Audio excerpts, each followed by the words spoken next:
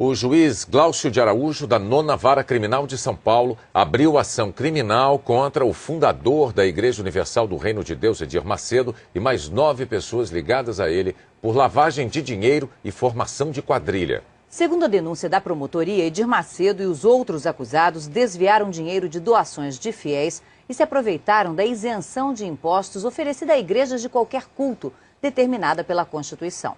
Depois de 2 anos de investigação, o Ministério Público e a Justiça entenderam que houve desvio de finalidade. Em vez de aplicar o dinheiro em obras de caridade e na manutenção de templos, como as igrejas fazem, os recursos das doações foram empregados na compra de empresas e visavam ao lucro por parte de Edir Macedo. O fundador da Igreja Universal do Reino de Deus, Edir Macedo, e mais 9 pessoas são acusados de se apropriar ilegalmente de dízimos e de ofertas de fiéis e de usar o dinheiro das doações para construir um patrimônio pessoal. Diz a denúncia, a atuação da quadrilha não conheceu limites. Seus integrantes se utilizaram da Igreja Universal do Reino de Deus para a prática de fraudes em detrimento da própria igreja e de inúmeros fiéis.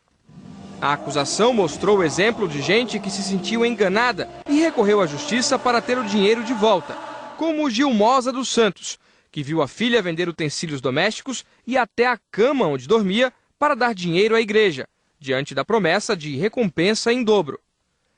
Maria Moreira de Pinho, que entregou cerca de R$30 mil em 10 anos, acreditando que o dinheiro seria empregado em obras de caridade, o que não aconteceu. Igrejas, em geral, independentemente da religião, costumam desenvolver relevante trabalho social e, por isso, estão livres do pagamento de impostos. Mas, segundo a promotoria, ficou comprovado que, no caso da Universal, os denunciados se aproveitaram da imunidade tributária concedida pela Constituição a templos de qualquer culto para captar dízimos, ofertas e contribuições e fizeram investimentos em bens particulares. Com base em informações de órgãos federais, os promotores afirmam que a Igreja Universal do Reino de Deus arrecada aproximadamente R$1 bilhão e 400 milhões por ano. Em 7 anos, entre 2001 e 2008, a igreja conseguiu cerca de R$8 bilhões. Parte desse dinheiro, segundo a promotoria, foi para 2 empresas de fachada, a Cremo e a Unimetro Empreendimentos, que tem sede neste prédio em São Paulo. Elas estão registradas como empresas de compra e venda de imóveis e, de acordo com a investigação, foram usadas pelos denunciados para esconder a verdadeira origem dos recursos. Os promotores descreveram assim a lavagem do dinheiro. Em vez de aplicar os recursos em obras sociais, o dinheiro isento de impostos era desviado para outra finalidade. As doações dos fiéis eram repassadas para a Unimetro e para a Cremo, que, por sua vez, mandavam para 2 empresas fora do Brasil, a Invest Holding e a Cable Invest. Elas têm sede em paraísos fiscais e, segundo a denúncia, também são controladas pelo grupo acusado. O dinheiro voltava ao Brasil na forma de empréstimos a pessoas físicas ligadas a Edir Macedo e era então aplicado na compra de aeronaves, imóveis e empresas de comunicação, como emissoras da Rede Record. Foi com empréstimos da Invest Holding e da Cable Invest que, de acordo com os promotores, membros da igreja compraram a TV Record do Rio de Janeiro por $20 milhões em 1992. A promotoria apurou ainda que o mesmo esquema de desvio, lavagem e laranjas foi usado em outros negócios, como a compra de um avião igual a este. E, segundo o Ministério Público, o esquema também foi empregado para dissimular a origem do dinheiro na aquisição da TV Record de Itajaí. Um dos acionistas da televisão declarou aos promotores que a compra foi feita com dinheiro de fiéis.